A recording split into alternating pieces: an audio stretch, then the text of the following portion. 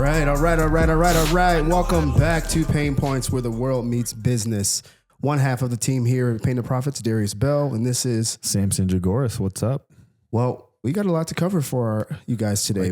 Another spicy week in business. Lots to talk about. Lots of lessons to learn. You put it best, the ever-changing landscape of entrepreneurship. Yep.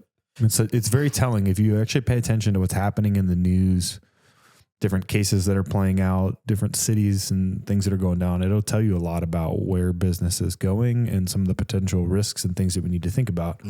Right? Wayne Gretzky said he was successful not because he went to the puck where the puck was, but he went to where it was going. And so the rules in business always change. So that's what we're trying to teach you guys with this pod. And so, brief rundown of really where we're going to go this morning. Not this evening. Before we hopped on, I said this evening. Thinking it's already. We had to reset 3 times just to get the intro, which is like over. Less than 10 seconds. It was over before we started. So we're going to talk about Elevation Church and the Christians no longer using the word resurrection. Yeah, pertinent for Christian entrepreneurs, but also just from a brand standpoint. Yeah.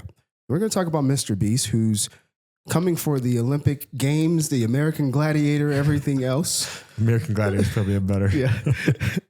We're going to talk about New York City residents. Are they happy or are they not? We're going to jump into commercial real estate owners, luring tenants, taking all sorts of means and measures and what that can mean for you, especially if you're a diversified investor, potentially some of the stuff you have to think about. We're going to talk about the Trump settlement that was slashed. We got some implications there and some things to just dig into with you. We're going to talk about some noteworthy news from Candace Owens from the Daily Wire camp, with Candace Owens departing over the weekend. We're also going to talk about the NFL banning tackling, essentially. and last but not least, an illegal immigrant who is a TikTok influencer. You may have seen him. He's found himself in some hot water after making a fool of our country. And we're going to talk about what that can mean. So let's start off the top with elevation. Yep. Something near and dear to us. Yeah, very much so. The Lord is near and dear to both Samson and I. So Relevant Magazine put out an article. A couple other outlets put this out, but they put this out very promptly yesterday. Headline reads, Stephen Furtick facing backlash because Elevation Church won't use words like resurrection on their Easter invites. So Elevation Church, Nick Shearer of Elevation Church, their digital content creator, recently spoke with Pro Church Tools about the way that the church uses social media to draw and engage with new and familiar audiences. During part of the interview, Shearer explained that the church avoids using language that immediately, quote, makes someone feel like an outsider, particularly for an event like Easter Sunday, which is coming up. When I talk about how I'm going to talk about Easter, I'm thinking about how I'm going to talk to people far from God, because that's the thing that matters most to us, Shearer said. For us, the most important thing on Easter is inviting people to church. This means reaching people far from God. So we're not going to use the words Calvary, resurrection, or the phrase the blood of Jesus. We won't use language that will immediately make someone feel like an outsider. Now, promptly, Shearer's comments went viral. Many people across X, Instagram, and TikTok called out the church for watering down Christianity. One comment read, "There ain't no Jesus, quote, without the resurrection and his blood shed on Calvary." One Instagram user wrote, "Such blasphemy. Watering down the word for non-believers does nothing for anyone, makes them lukewarm. Repent," with 4 exclamation points. So Relevant continues to go on a little bit, but we don't need to jump into that. But I will say one more comment that I came across. Some want God as the Father, but they are not willing to accept Jesus as his Savior. That's a pivotal comment that came on from one of the critics. What do you think about that? I mean, we all know Stephen Furtick's just notorious for trying to be the likable celebrity pastor, cool guy. And so I think when business infiltrates, like there's tenets of business that can apply to running a church operation well. But when the idea of platform and brand become the leading charge for how you grow a church, you end up with this, you water it down, right? And so true culture is not necessarily trying to appeal to everybody, right? And especially on a specific day, there's 365 other days that they could have chosen, 51 other weekends they could have chosen, but they chose Easter, right? And so we think that's the time when the most people are going to come to church. That's when most of we'll call them lukewarm Christians who already are familiar with the faith come, but not when like people that are super far from the church, like, in the trenches doing drugs and prostitutes are just like, you know what? I think today's the day I'm going to go to church. And so you really don't get anything other than just basically, chastising the people, or maybe that's not the right word, but, negating the people who actually do believe, right, who are there for that. And so I've been a part of companies like that. And the end game is you still lose. You're trying to appease everybody and you still lose. Feels good in the short term solution to a long-term problem. Yeah, that's really good, man. That's really insightful. I think on the other side of the business side of it, just looking at it from the purely faith side, I think it's very interesting. So one of the statements he made is, for us, the most important thing on Easter is inviting people to church. This means reaching people far from God, which you just elaborated on. But I think it's really interesting to me as a Christian like you, the significance, the lazy nature of I'm bringing people to church is the way for them to obtain salvation. Correct. Getting them there when technically, as you guys are, some of you guys out there are walking with Christ, the gathering, the fellowship is primarily for those in Christ. Correct. Yeah. It's not for those outside of Christ. That's not where evangelism actually takes place. Right. Because when we gather, why are we gathering? Why would a non-believer gather? Like, typically, why would they gather with a group of believers? Because they don't believe what we believe. And so we've I don't know when it started in history, but when the gathering place became the main source of evangelism versus actually how you live your life and how you lead in business and how you do these things, it just points to this improper placing on the building. And well, it goes back to what we let off with, which was he's more concerned about his platform and how cool he looks and how other people think about him, right, than he is about when was the last time you heard this dude going out and street preaching, right, or doing something like that, or correct, make an impact in his community? Like it's easy to just walk around a bunch of people who all agree with what you agree with and believe what you believe, and feel like, man, I'm really doing God's work. Yeah. And so I think about the entrepreneur out there who's walking with faith and building with faith, to be mindful of these types of leaders, these types of communities where there's a misprioritization of people coming here to be saved versus, no, you and your business, you and your home, you in your neighborhood is where we're going to see people come to know Christ. So let us support you there. Yeah. Let us elevate you there. Not let us elevate the gathering place as the means of reaching people. Oh, and I just wonder structurally how the church is set up. If like Stephen Furtick's like the ultimate shot caller on everything. Yeah, I mean, they have one of those senior pastor type of models. So there's a great chance, right? I mean, yeah, there's a great chance. You're really, it was really insightful what you said though about you're gonna lose if either way. You try to please everybody and you ultimately end up pleasing nobody. Yeah, let alone not pleasing the Lord, right? Yeah, exactly. What's your purpose here in the long term? So yeah, so lead with your values. I feel like that might be a thread on underlying a lot of this today is value driven entrepreneurship. 100%. Well, even if you're not a Christian, it still matters. Yeah, and dude, actually, I don't even want to go there. I was going to call out creasters because that's what they call them, right? They call out creasters, people who show up to church on Christmas and Easter. That's a one step lower than a Sunday Christian. Yeah, it's just so interesting how creasters. Man, we got to let your faith infuse into the business, just like we do in our neighborhoods.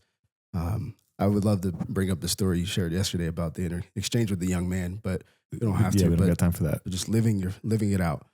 Well, let's talk about someone who's living it out. Next story, Mr.Beast. Yeah. So Mr.Beast is a beast, and he's embarking on a new reality TV show that is offering the largest single cash prize in the history of TV and streaming. $5 million. $5 million. Before we jump into it, I'll read a quick article and we'll watch a little clip that we have from him, and then opine on that. So Jimmy Donaldson, this comes by way of entrepreneur.com. Jimmy Donaldson, known as Mr.Beast, will be hosting and executive producing a reality competition called the Beast Games, or maybe there's not just Beast Games, which will air exclusively on Prime Video. The show will have 1,000 contestants competing for $5 million in a cash prize. The YouTuber behind the biggest YouTube channel has announced this, and let me scroll down a little bit in the article here. Donaldson has hosted competitions on his YouTube channel before, including the $456,000 Squid Game in Real Life challenge. He released that 2 years ago and received over 589 million views. And the ages 1 through 100 Fight for $500,000, released 9 months ago, had 350 million views. And so Jimmy broke the news on the 18th, so last week. I'm going to be filming the largest game show in history and releasing it on Amazon Prime Video. This is going to be an insane show, he went on to say. So we got a little clip here of Donaldson talking about it himself. So funny. When you say his name, I'm like, who's that? Donaldson. I'm all proper with it. Donaldson's talking about Mr. it. Donaldson. Each one of these episodes will be bigger than the biggest YouTube video I've ever made. Yeah. Like we're talking monsters of projects. Like picture our Squid Game, but like that's just a normal episode in this series. Like that's a bad episode. Right. You know what I mean? Yeah. It's going to be pretty mind blowing. So it's like physical challenges, mental challenges, and when can we expect roughly to watch it? It should be later this year, but obviously I'm not going to put out something that I don't like. So Yeah. fingers crossed. Like Okay. it should, if everything goes to plan, be like November, December. Each one of these So how do you, from the entrepreneur's perspective? So first off, what I think he's actually doing, I watched an interview with him last year where he was talking about his platform has officially become so big that brands can't afford to pay him what he's worth. Yeah. And so he just said, I'll just stop taking brand deals because I can just make more money making my own videos and give away my own money. So why you can't afford to pay for this viewership. And so what he's doing is he's breaking out of the YouTube vein and going to potentially a larger platform like Amazon, where he can potentially get that advertiser dollar and continually raise the bar and make more money from brand deals. But it is a further testament of everything we guys talk about. Like the baby boomers have been running the show since 1983. That's when they were stepping up as entrepreneurs. They're stepping out. The next generation stepping up. And so for everybody who thinks that they can still get away with not having a personal brand platform, like I guess you might be able to in like a local business sense. It becomes much harder as you try to, build a more national type of brand to not have a platform that you can speak from. So maybe as the local roofer guy, it works a little bit better. But even then, if I'm comparing two roofers and everything's the same and one guy has personal brand and the other one doesn't, and our values align, I'm probably going to go with that guy. Yeah. So. Yeah. I mean, for me, just looking at it, I thought it was, for me, the parlay with Amazon, for me, as you pointed out, was just a significant step up. And didn't you just realize, I was telling Cole before the show, like once you get to a certain level, the doors just open. Yeah. And which also makes, I think, for the entrepreneur, the investment, such a valuable one. It doesn't come fast.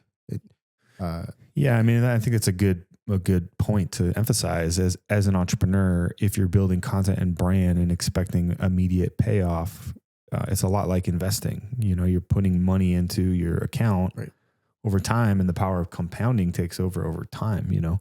Just look at us. The first year we were iterating and trying and doing a bunch of stuff, and in the last month we've had the same amount of viewership hours as we did in an entire year. Because we I don't want to say cracked the code, but we've gotten better. We learned, we iterated, right? Yep. We measured, we grew, and we did it again. And it's also what Mr.Beast understands, which content creators understand, that people who are new need to understand, is that it's not about you, but how can you do what you do in a way that actually resonates in some way with the person on the other side of that camera. Yeah, and he's been at it for 10 years now? Yeah, I think longer than that, probably. Or about 14 years or something like that. Yeah. Yeah. So, typical entrepreneur story, right? Like the first 4 or 5 years, you're just trying to figure it out if you've never done it before. Plus, back then it was totally new. And then all of a sudden you get it and you grow and you progress. And so he's 10 years doing this.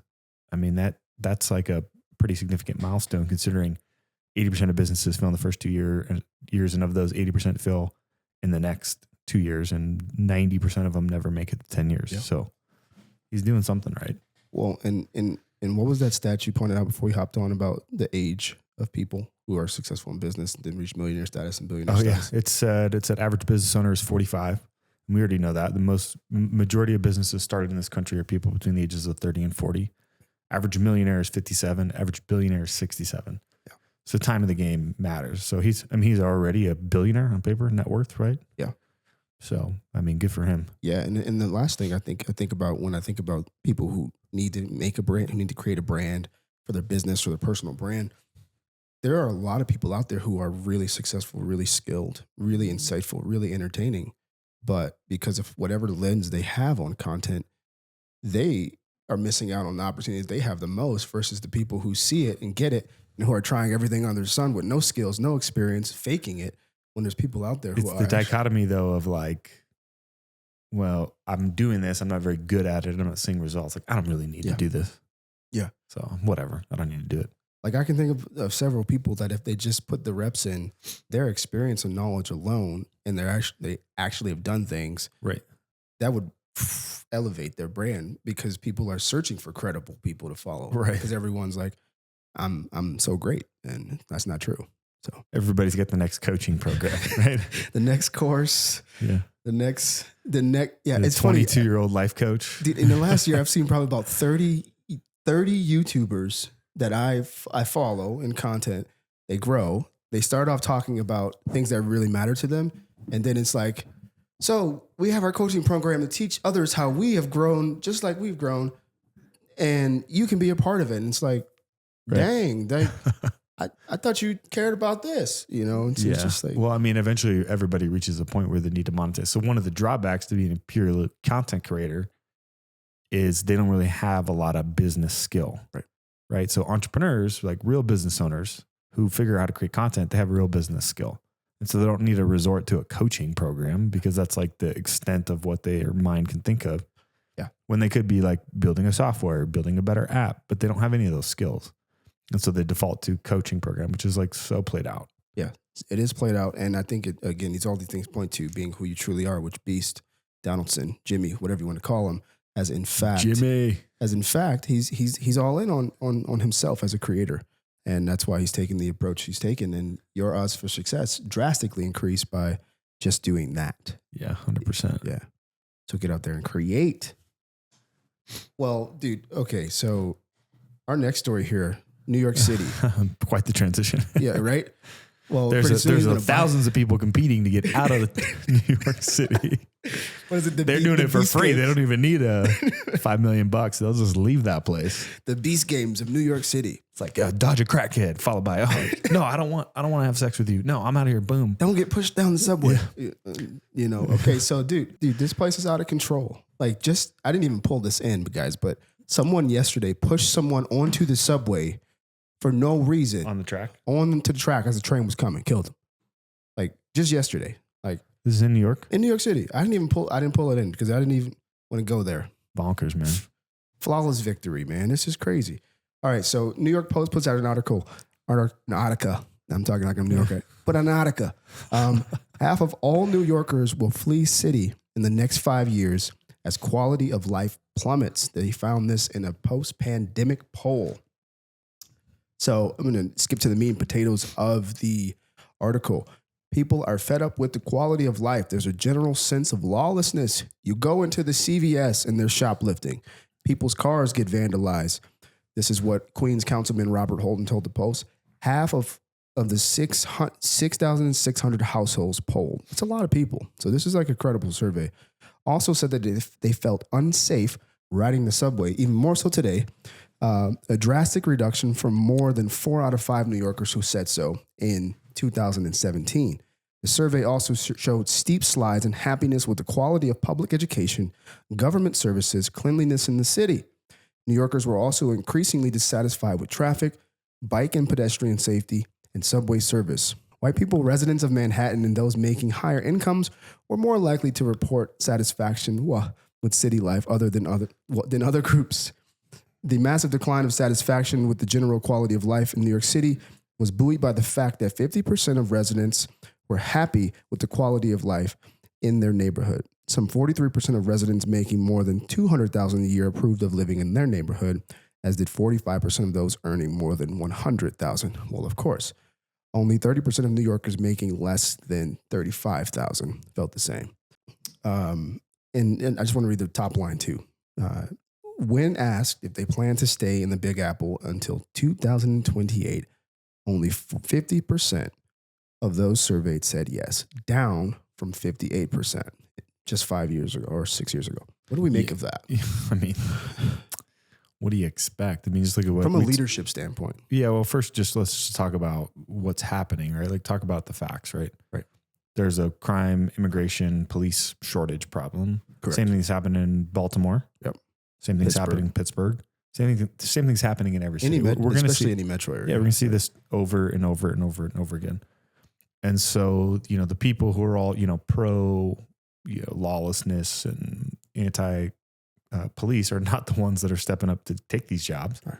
The people that would take those jobs are like, well, screw this. Why would I go somewhere where nobody wants me? Right. I'm not going to put my life in jeopardy. I'll go somewhere where people respect police. So, I think that's just a big part of it. But I mean, are we surprised that, people are aggressively moving out of these liberal run states and cities? No, not in the slightest. Right. So no, you actually put up some data. I did pull up some data. So, the top 10 states Americans are moving from: California, New York, New Mexico, Illinois, Massachusetts, New Jersey, Minnesota, Washington, Maryland, and Louisiana. Louisiana, I don't know if that's that's not a red state, is it? I'm going to guess it's not, but it's extremely impoverished. We can always find out. I've been to Shreveport, Louisiana. That place is brutal. Well, yeah, high crime, especially New Orleans and and so are we surprised? I mean, this is the dystopian future that everybody's. Are these all blue states, with the exception of New Mexico? New Mexico is not a blue state, right? Or no, it is a blue state. Okay. It is a blue state. Gotcha. So yeah, I mean, and then people are moving into red states: Florida, Texas, North Carolina, which I think is actually blue. Arizona, which is purple, South Carolina, which is red, Alabama, red, Tennessee, purple. I don't know about Georgia, Nevada. They historically have been red. Last election, they were not. So, you're seeing people move to where there's better value alignment and things that they respect and appreciate. I would also say that, cost of living in most of those places is generally more affordable. Yeah. They have potentially have a few of these states have different views on income tax. Correct. Yeah. So Tennessee being one of those. Yeah. So you see this caveat of, dude, if you're going to be a tyrant, you're going to impose on my personal liberty, and everything that generally comes along with that, more crime, a depressive state. I'm going to get out of here while I still have time. I'd be interested too. This is the numbers that we'd never get, but I'd be interested to know the income brackets of the people that move out of the state. Mm-hmm. I would, if I had to venture, the median household income is probably higher than most because they can afford to. It's not cheap to move out of a state. No. Most people I was reading on average will move, when they move from home, it will up to 68 miles. Right. So you move 68 miles from home, you're considered like moved out. Yeah. Right. So moving to an entire different state is a whole. Yeah. So you likely need the means. Yeah. So people with money eventually just go, you know what? I'm just going to take my business elsewhere. I'm going to take I can work remotely. I got a white collar job. I don't need to be here. Why would I do that? Right. So that's what's going on. Dude, I feel for people in these environments, to be frank. Like, I know it sucks, but it's the old adage to people. It's funny. The older I get, the more I realize that when people say like, you get what you vote for. Yeah, it's true. I used to be like, nah, get out of here. It's true, man. Like, 100%. So it's just an ongoing trend. I mean, it's not surprising. We've talked about it on here before. Do you really want to start a business in a blue state? Probably not. Do you want to own real estate in a blue state? Probably not. Right. Just because the laws tend to be less favorable. And look at what's going on in New York as it relates to tenant landlord laws. That lady just got arrested for addressing a squatter in a home that she owns. Yes. She literally had to hand the keys over and she got cuffed and walked out because she broke the tenant landlord law. Squatting is legal. She's not allowed to do that. Did you see that they have like vigilante mercenary squad, like removing squatters? No, but it doesn't surprise me. People are going in and they're like, get out of here. They got people. Yeah. So, before the government made them feel all warm and fuzzy that, the whole would take care of you. We got this. Right. And then all of a sudden, not enough police. And now you're basically an enemy of the state if you own assets. Right. Yeah. So that's Marxism. Yeah. When you're just moving back to where people go, all right, well, then we'll just take care of the law ourselves like we used to prior to there being a police department. Dude, that's Marxism, communism, like any ideology that is saying you don't have private property. Correct. Including your nation's border, which is a form of private property. Yes. For a nation. No God, no family. You are looking at the face of Marxism and cultural Marxism, to be specific. And stay away, get away, flee, man. If you no longer have personal property, you no longer have a space for God, and you no longer have the family as God created it to be, that view even being allowed to be expressed, you get out of there. So, yeah, unfortunately, yeah, people just don't even know what they don't know. You got entire generations that don't know God. So it's a problem. It's a problem. Our next story here is about commercial real estate owners. Well, it's kind of relevant too to what we're talking about. Very much so. So I'll let you read it. I think you do a better job than I do. I feel like today, I feel like today I've been struggling on the reading. Like seriously, I feel like I literally was like, man, I'm going to get a Hooked on Phonics book after this or something. Dude, okay, so you didn't drink your coffee this morning. This article comes by way of Steve Quozo, again with the New York Post. Headline reads, New York City landlords luring workers back to offices with pickleball, golf simulators, arcade games, and gourmet food. Now, I won't go through the entire article, but just look at how it leads in. Forget boring office buildings with little to no coffee offerings, endless floors of beige cubicles, and monotonous marble-clad lobbies. Commercial landlords are wooing major tenants and their work-from-home loving employees back to the office with unprecedented amenities, from golf simulators and rock climbing walls to gourmet food and transcendental meditation rooms. With Manhattan vacancies at a record 21%, building owners know that old school executive suites aren't nearly enough. Here's a quote, an office tower without amenities is sunk in today's market, said a real estate broker who didn't want to be named. Today's tenants are much more demanding. It's funny, he or she would have benefited from just putting their quote there. Today's tenants are much more demanding. They love their jobs, but they want to have a good time too. And with so much space available, companies can pick and choose. Well, I think it's a testament to we still need the connection of the human connection, the space to come together. I think hybrid work is still there. Yeah. I think that these loans are upside down. You couldn't sell the property if you wanted to, so you definitely need to reinvent it. And I think that if you live in the city specifically, it becomes increasingly important because you probably live, if you're in New York, in a really tiny apartment. Yeah. It's not that great to hang out in. And so you would rather go be somewhere where you have all these amenities and things to do and spend most of your time there during the day and then just sleep in your little 500 square foot studio that you pay $4,000 for at night. Right. And so it definitely works. It's a very smart strategy. I mean, I commend those guys for the innovation there to think about how to make that pivot. So smart. Yeah. I'm wondering if those are co-working spaces. I'm wondering if it's shared amenities amongst all the different business owners that are in there. I wonder how that works. Yeah. He didn't go into that. He went into a few other specs of just the different things and people, the luxury and stuff. But I think you hit on something that I'd like you to expound on a bit more, which is, when something isn't working. So from a leadership business operation perspective, when something isn't working, in order to avoid going completely upside down or dying, in need of adaptation and innovation. Yeah. I mean, it's just this typical business life cycle, right? You start up, grow up, expansive, mature, and then you either die or you rebirth. You have to reinvent yourself all over again.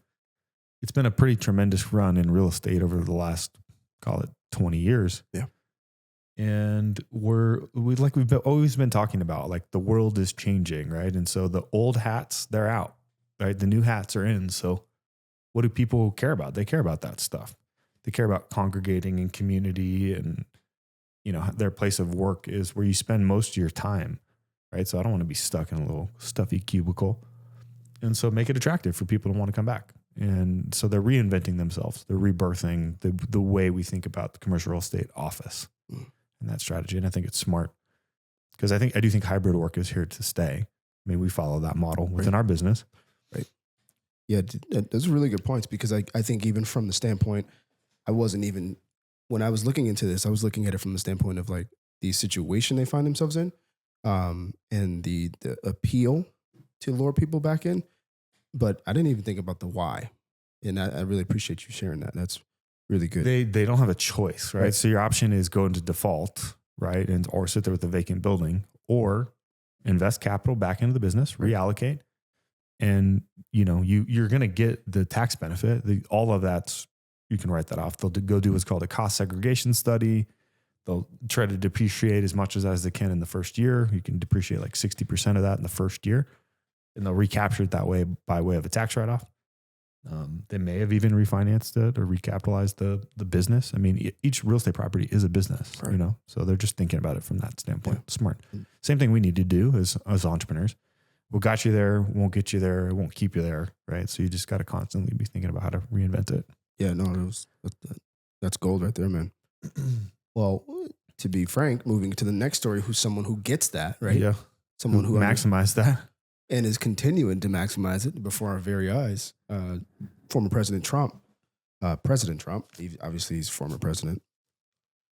So his judgment bond of nearly $500 million was slashed just yesterday.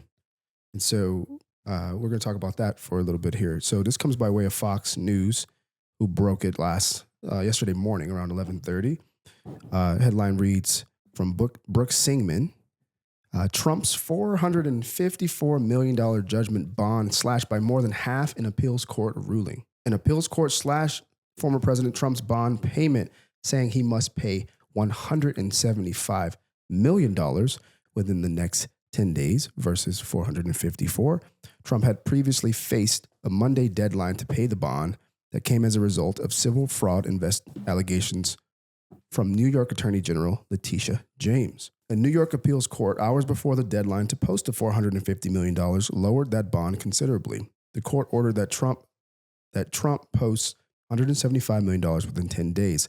Trump promptly said he will abide by the appeals decision and post the $175 million bond. If Trump posts the $175 million by the new deadline, it would effectively block James from her attempts to seize Trump's assets as he continues to appeal the judgment by New York Judge Arthur Engoron. Yeah, I mean, people don't understand that's super common, right? To have a judgment and then it goes to the Court of Appeals. Correct. And then it gets changed. But what I think is more stupid is the fact that the public, not you guys listening to the show, but the public doesn't understand how real estate's valued. So what they tried to say that is he fraudulently lied about his net worth or the value of those assets. Mind you, the bank that gave him the loan to leverage up against those assets testified on his behalf and said that he didn't do anything wrong. Because what's happened in the last 3 years?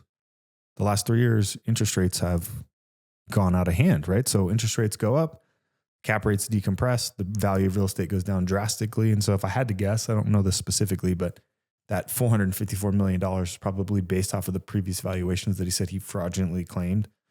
And they just repriced it based off of today's valuations and said, you know, he could probably extract $175 million out of those properties. And so it's a more realistic today value of that real estate and relative value of what he gained from that he would be able to pay it back. And so the other misconception, I guess, to follow that is people just assume that like somebody's a billionaire, that they're just sitting on $1 billion just dollar cash. Bills, like Scrooge from the DuckTales. Remember he was swimming his gold coins or whatever. That's what they think it's like. What DuckTales are? Yeah. Ooh. Oh man, Cole, you need to be educated, buddy. But the concept is like the reason that the property is upside down is because the Federal Reserve, who's technically a proxy for all the banks and all the corporations and the federal government, they're not really a government agency, changed the interest rates. And Donald Trump was doing exactly what the tax code incentivizes him to do. The federal tax code that has 5,800 pages, only 30 of which are written for paying taxes. Facts. The government asks you to deploy capital into real estate development, to build new projects, to provide housing, and to create jobs. So he did absolutely nothing wrong. He just played the hand that was put in front of him. Now he's just, being strategic because he lost the civil case, but he does have there's a chance that he could come back, and I'm just waiting for what his counter move is going to be, because odds are he's going to probably try to turn around and go after some sort of, there's no way he's just going to lay down. Dude, okay, so one of the things that where my mind went on this was, okay, for $500 million, right? That's what you're ordering this man to pay. But I was like, I wonder what other people who have committed quote unquote fraud, actual fraud have had to pay, dude. And Elizabeth Holmes, you remember her? Yeah, Theranos. Yeah. So she ultimately, so they were ultimately valued at a $10 billion company. And she was ultimately ordered to pay back $452 million in restitution. So this isn't like what Trump is dealing with, but so she has a restitution of $452 million. But she got 11 years. And she got 11 years. But her fine was, I believe, if my sources are correct, her bond was only $500,000. Makes no sense. And then we got the illustrious Bernie Madoff, right? Who we all know Bernie, but Bernie stole over $19 billion from 40,000 investors. He got 150 years in prison. Wow. Jeez. On 11 counts of fraud. But guess what his bond was? What? 10 million. Crazy. Like, that is just wild. Like, these are the things that add fuel to the fodder of like, hey, you guys are clearly out for this guy. Yeah. And you're clearly turning more and more people to vote for this man by the day with these kind of takes, these kinds of tactics. Why don't you spend less time going after Donald Trump and like, I don't know, more time like cleaning up the city and, doing things that actually are going to add value to New York. Yeah. Yeah. You plain as day, man. Like, leadership matters. So do what's better for the greater good. Like, leave this dude alone. So over the weekend, the internet was abuzz with the news that Candace Owens had departed from the Daily Wire. Yeah. Or as they said, parted ways, which is code words for we got her out of there. Yeah. And she didn't want to be here. Okay, so Outkick put out an article on the 22nd that was a pretty solid article. And it was published by Bobby Burek. Shout out to Bobby B. But dude sounds like a TV character. Like a 90s New York rapper. Bobby Burek. All right, so Daily Wire CEO Jeremy Boring announced on Thursday, which is funny, the news didn't really break throughout the internet to the weekend, that the company had parted ways with Owens. She joined the company in 2021 and has since acknowledged the news. While newsworthy, Owens' departure is hardly a surprise. She had public tensions with Daily Wire co-founder Ben Shapiro for months, stemming from their conflicting perspectives on how Israel should handle the war in Gaza. In November, an attendee at one of Shapiro's speeches uploaded a video in which Shapiro called Owens' coverage of the war disreputable. The question is about Candace Owens, said Shapiro at the start of the video. I think her behavior during this has been disgraceful, without a doubt. I think that her faux sophistication on these particular issues has been ridiculous. This is last November. It was unclear if Shapiro knew someone was recording him. I'm sure he did because he's Ben Shapiro. Or whether the video captured the extent of his comments regarding. But days later, Owens went on on Tucker Carlson's podcast where she said, Shapiro's comments about her speaks volumes about his own character. So they had this inner tension. She then responded with a cryptic message on social media saying, no one can serve two masters. Either you will hate the one and love the other, or you will be devoted to the one and despise the other, quoting from the Bible. She concluded you cannot serve God and money, and it is at that point that Shapiro told her, you should quit if you believe that working with the Daily Wire interferes with your relationship with God. So fast forward, news breaks. As an entrepreneur, as a leader yourself. She said, I saw the quote, she said, finally free. Yeah, she said, finally free. And I actually want to pull up two clips from her that supposedly are like the straws that broke the camel's back. I think it was already in the works. The tension is, and correct me if I'm wrong, because I don't know it as well as maybe you do, but she's essentially just questioning why we should have blind loyalty to Israel and wondering if there's some other ulterior motives actually going on. Yeah. That's essentially it. That's essentially it. And historically speaking, especially coming from Catholic and Christian faith, it's always been like, no, you support Israel no matter what. At least that's how I was raised. You maybe weren't raised that way because you weren't necessarily raised in the church. But as my eyes have been opened, I've started to question the motives and the things in the chess, the geopolitical chess that's being played. So I have some of the same questions. Right. Obviously, he's a devout Jewish man, and so he probably feels a certain type of way about that. Yeah. So I'm not really sure. I mean, I think if nobody should be made to feel uncomfortable in their own company. Right. And so he has the right to say, hey, this is not working out. Right. And vice versa. Welcome to capitalism, right? Yeah. You don't like what the product or where you work, you can go do something else. So it probably ends up better for Candace. She probably ends up going and building her own platform where she can say whatever she wants. Yeah. But she wouldn't have the platform. I think, but Daily Wire helped her in a big way, so yeah, something to be said for that. Well, and to her credit, she's always been honoring of that platform and grateful. And it's very interesting. So from the standpoint of the issue, I think a lot of people are having a hard time delineating Israel from a governmental sense from Jewish people who are Israel. Right. And it's the difference between, I took Jewish culture in college, and there's a difference between practicing Judaism and being of Jewish descent. Right. Like I can be Greek and be Christian, right? But I can't be like a Christian descent, like culturally. So the culture and the faith of the religion are intertwined, but that doesn't mean that the government necessarily is, practicing Hasidic Jews, right? Right. So that's the point that we're getting at, because you didn't understand that. Yeah, there's levels to it. And I think that's the bend was questioning is from that political side of like, why is there this unwavering support of this from this political side, this governmental side? Which is the seat that she generally sits in.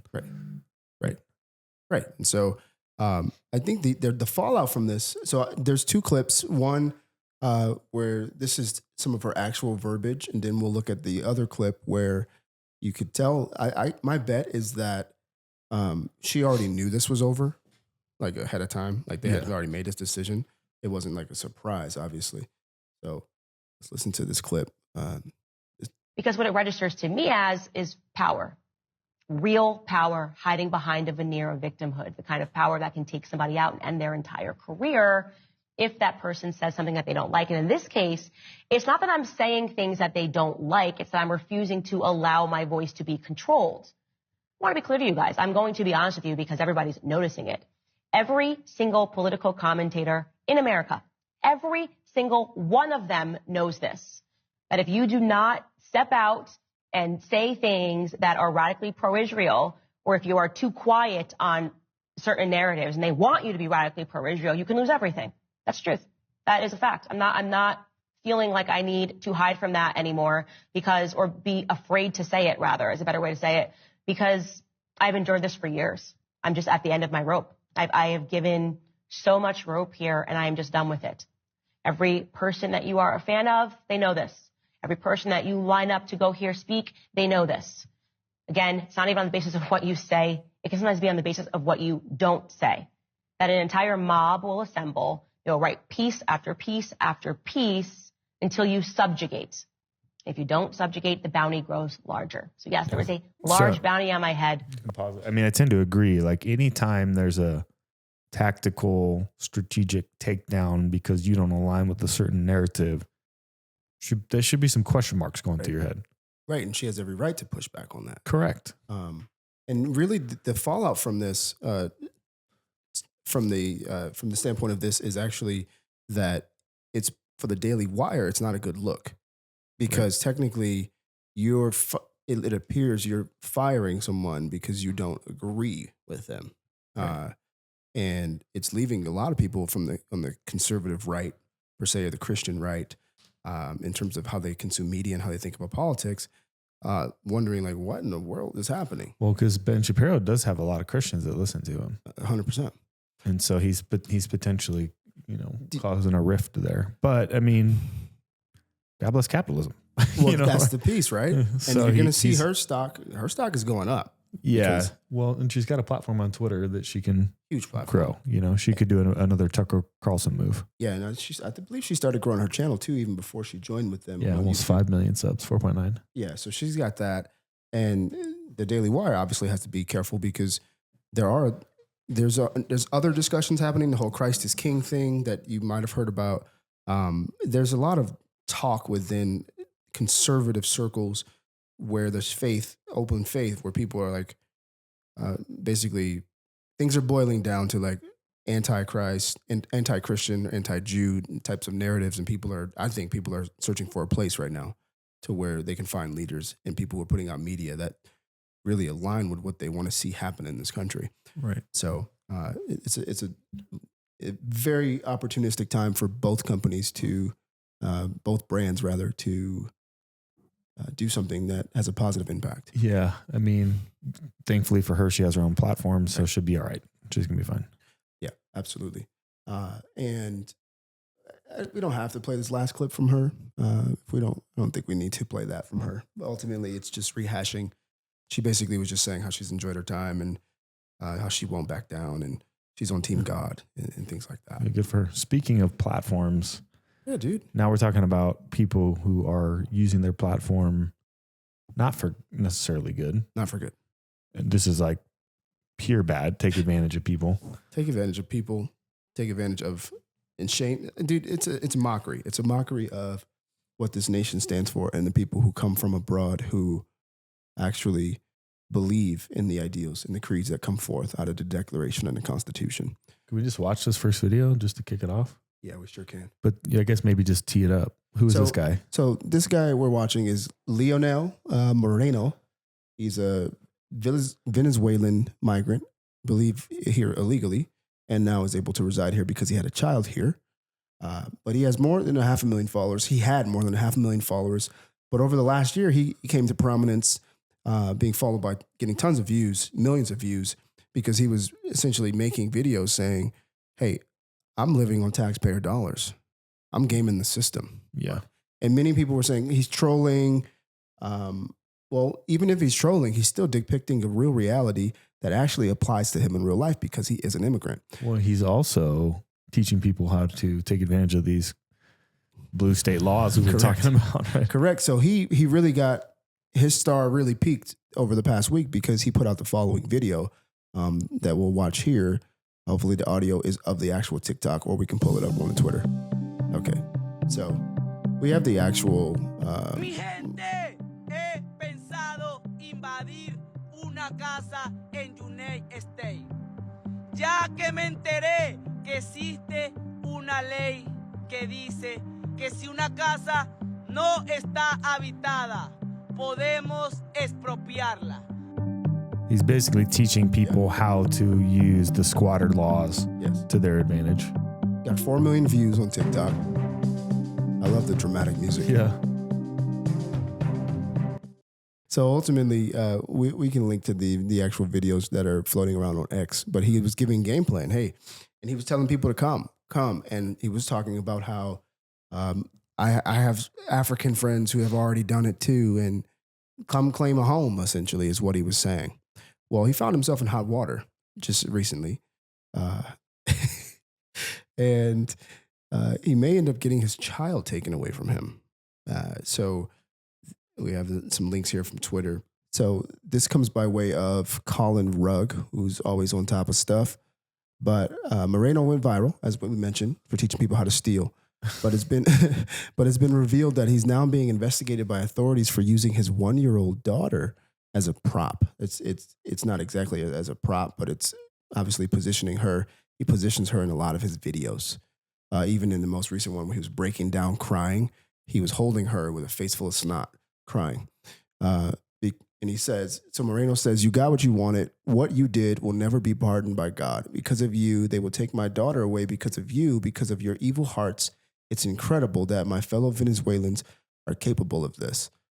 So he's attacking his people because he feels like he's betrayed, apparently. We don't have to watch it, but, we bring this up just because it's just ridiculous that this is happening. It's where we're at right now. Right. And so what do we do about it? Well, I think without taking over the show for the next hour with some things, ultimately what we have to do with it is we have to know and understand exactly what we've inherited, because otherwise you're going to lose it. Like, you are watching people being able to come and squat and take someone's private property. You're watching someone being able to monetize how to do that. To monetize, to monetize fraud basically, and theft, or living off of actual citizens or people who have keyword legally, migrated and pay taxes, and like making that like it's some cool lifestyle to go live. Yeah, everybody should be pissed about that. Yeah, I'm actually struggling to have the words because I feel it deep down, and I think why we bring it to you guys is because this very much so this is happening. This is happening right now in your backyard, and you're asleep. Yeah, so it's time to wake up. I was just talking to someone. They live in San Diego, and they were like, "Yeah, dude, we saw the other day some people came up on the shore, hopped in a bunch of black Suburbans." I saw a video of it. Right, I didn't even see that, but I was talking to someone who lives there. Yep, and they just washed up on the shore. They left the boat, jumped out, hopped in some cars, took off. Yeah, like, so this is coming to the communities that you run businesses in, and we will have to face that. We can't hide from that. You can't run from that. And so ultimately we share it to bring it up because we have to look at this ugly piece of how we're functioning right now. Yeah. Well, dude, let's close on a high note. Yeah, I guess it's a high note, maybe. Well, it's certainly let's talk about powder puff football. Well, some breaking news: the NFL owners boat. Guys, I told you, I am not at my best. Benef Bell Boaters boat. So NFL owners in the competition committee vote to ban hip drop tackling. So article. What is a hip drop tackle? So having not been a football player, you want me to explain it? Yeah. So it's effectively if you're chasing somebody down, maybe you're a little bit smaller than this big guy, instead of taking him head on, kind of come at him at the side, grab him at the hip, spin him around, and twist him down to the ground. Right. You simply drop your hip. Everybody's seen it. Yeah. Everyone's seen it. But the nature of it, obviously, it has produced some injuries, and so that's why it even was on the chopping block for people to even call it into question owners. So NFL owners, go ahead. I was just to say, what are they saying? What are they upset about? Okay, so I'm going to give a quick synopsis of the news, and then we'll jump into what people are saying. So NFL owners voted on Monday to approve the banning of the hip drop tackles, addressing one of the league's key safety concerns while further frustrating many players and their players' union. Voting at the annual league meeting in Orlando, owners passed a proposal outlawing whenever a defender grabs the runner with both hands or wraps the opponent with both arms and unweights himself by swiveling or dropping his hips and or lower body, basically moving, landing on and trapping the runner's legs at or below the knee. Such plays now will result in a 15-yard penalty and automatic first down. NFL Executive Vice President Jeff Miller said the league found 230 instances last season of the now banned tackle. So reviewing footage, they would see 235 additional penalties. They said that was up 65% from the previous year. Do you think this is a byproduct of the inability to just lights out take people out? It's the inability it definitely is. I mean, they've consistently.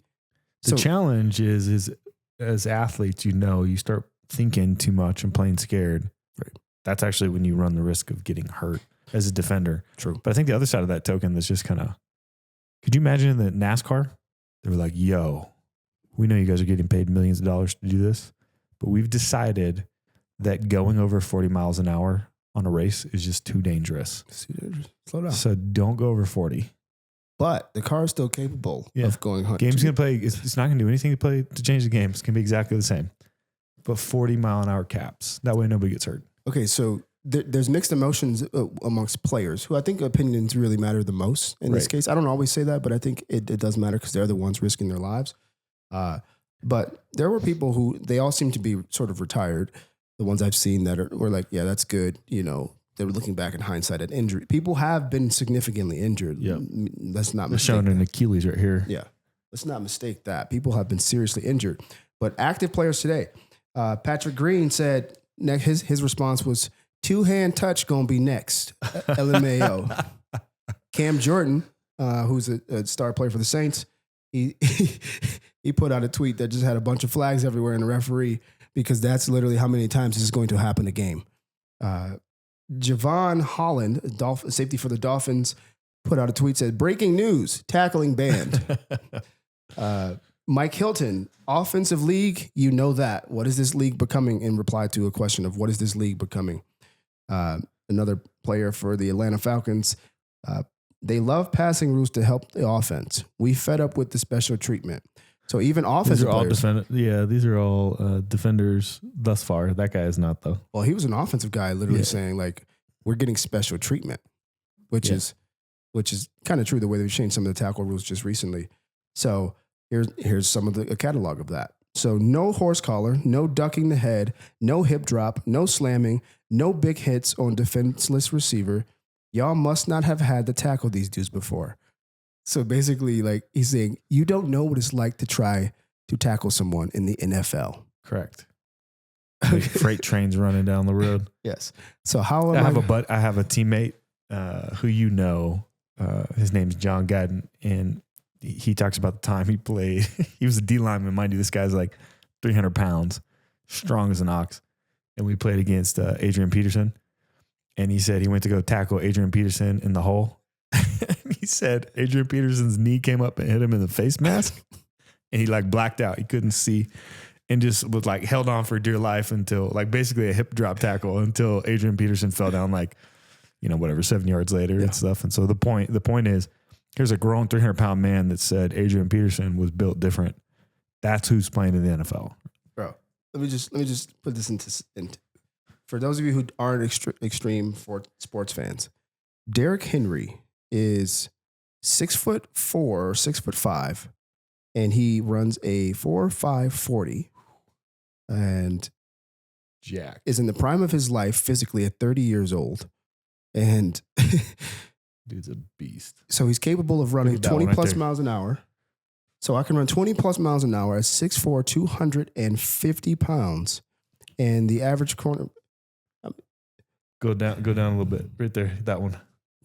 Yeah, my man's jacked. And the corners have gotten taller, but they haven't necessarily gotten bigger. And linebackers have gotten stronger, but not all of them are amazingly fast. And so you're imagining trying to tackle this guy, like you out there, like that is just insanity. And so these people, obviously, people don't want to get hurt. They don't want to hurt their fellow players. That's just the nature of the game. And to your point, I think the more significant piece, and then we'll tie it to entrepreneurs, is to have players out there running 20 miles an hour, 15, 18, 20, 23 miles an hour, full of muscle, full of equipment that makes them a weapon, and having to think about that. They're putting players in a position to potentially get hurt. I thought that was really insightful. Yeah, I would agree with that. I think it's also opening the door for like XFL and stuff, who's kind of going the other direction, making the game more exciting. Right? Yeah, making the game more exciting. I mean, I see it from the owner's perspective. They put a lot of money into these dudes, and when a guy gets hurt like that, he's still got to pay him out. True. So the other alternative would just be have better clauses for escape clauses if somebody gets injured. But why would you take that much risk, right? Yeah, or maybe some of the other changes you've enacted, have they made this the thing that happens? So maybe you need to repeal some of those things. I'm not speaking from knowledge. I'm just saying, like, I mean, some of them are good. You know, I get it. You know, you're trying to protect people, but again, this is the entertainment industry. Right. We call it sports, but it's the entertainment industry. Correct. And so if it starts to disrupt the game and the flow and the fun of it, then it opens the door for a different product. Correct. Hence why, like, hockey is still one of the top watch sports, because you can straight up get into a fist fight. Right. People like the fist fights. People like fist fights. And dude, at the end of the day, in the market, the product speaks. The product matters and leadership matters. And so That's the lesson. That's the lesson. So to summarize, pay attention to the world, to the country. Go out and build a product that serves people and solves problems. Stand on that. Lead with your values. What else we got for them as we wrap here? Yeah, I mean, we're the change makers, right? Entrepreneurs, we have the opportunity in our communities to actually make impact. Start making content. Yes, don't take your head out of the sand. Use your platform and do something about these things that you're seeing around you. Because if not, eventually they show up at your doorstep and you just have to take it. Yeah, it's too late at that point. We've waited too long and been too quiet for too long. It's here now, and so let's do something about it. Facts. And if you're a Christian in business, please know that the salvation is not them coming to the church on Easter Sunday, but you living out your faith in your business, in your homes, with your family and your people. Amen. Yeah. Roger that. Until next time, we appreciate your ears and your eyes here on YouTube. And if you get value out of our pod here, give us a like, give us a comment, give us some thoughts and ideas, leave us a review, and share with someone else who needs to have something positive being injected to them within the ever-changing landscape of entrepreneurship. Until next time. Peace.